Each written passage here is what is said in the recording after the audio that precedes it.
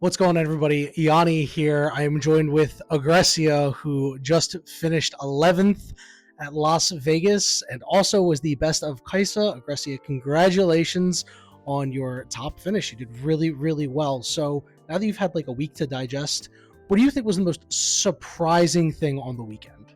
The most surprising thing, I don't think there was anything too big in terms of surprises. Like, we expected a lot of miracle players, we expected a lot of Draven, we expected a lot of Aurelia. I think the amount of flavors of Aurelia was really interesting. That might have been the biggest surprise. I don't see a lot of people like switching to these more aggressive variants. I mean, even the top 8 list had like Vexes and some really interesting like deck choices, and went a little bit away from that like protect the queen style.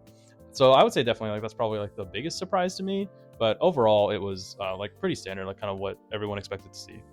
Let's talk a little bit about you and your deck choice. So, in a world full of Dravens and Ezreals, you elected to play Kaisa. You and I have played with each other for quite some time now and know that that's what you've been playing. So, what made you decide not to switch and stick with Kaisa going into Regional Qualifier Vegas? I would say the biggest thing was like overall comfort. Like the second I picked up this like Heisted list and then started tweaking the variants and seeing what it like really felt like, it really felt like my own deck and like my own play styles that I could like really just like it just felt comfortable to me, honestly. And I felt like my Draven matchup was incredibly favored. The amount of removal that I play, the ways that I refuse to interact with combat overall, which is like Draven's bread and butter. And then I felt like I was actually okay into the Ezreal deck. I'm not sure if I was like super favored into it, but the Ferris Forerunners are really tough for them to deal with, even through the rebukes. I still managed to apply enough pressure with these cheap units and get this early point tempo. And a lot of these like rogue decks, players going for their best ofs, Kaisa just tends to deal with them very, very efficiently. I can't believe you were just out here dream crushing all the best of players for real. All right. So, now that you've had a chance to have this finish with your list, revisit, get back to home and everything like that. What card choices were you really happy about going after the weekend, and then what card choices would you change? The card that to me overperformed the most was actually Rocket Barrage. The like 4 mana to deal 4 damage to a unit in base lets you clean up those Dravens, those Ezreals. It lets you hit those random gear that like everybody's playing, your GAs, your Swiftfoot boots, even seals if necessary. It was just such an efficient like card for me that I was pleasantly surprised. I'm running 2 in the main. It felt really solid in testing, and then actually getting to see that be executed and like how well it did was probably like the best part of the Kaisa list that I have. The card, honestly, overall, the list felt very, very solid. The only major change was really the Pouty Poro. That card was relatively weak. The deflect didn't really matter. I kind of played it as wanting that 7th 2-drop in the list so that I still had some early plays. It weaves into like your removal pretty well. If you're on 4 mana, you play a Falling Star, you play a 2-drop. But the actual unit itself was relatively weak, and that would probably be the biggest change, playing like a Legion Rearguard, maybe the 3rd Noxus Hopeful. And then overall, the rest of the list felt very solid. I felt very good going into Aurelia, which is like your hardest matchup. And I was 3-0 over the weekend against Aurelia.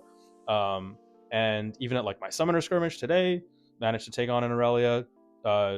Felt very comfortable in the matchup. And that's like usually the biggest thing for why people don't want to bring Kaisa. And having solved that, the deck just felt so good. That's great to hear, especially in tough matchups like that. Whether it be card games or even League of Legends. League of Legends card game is no exception.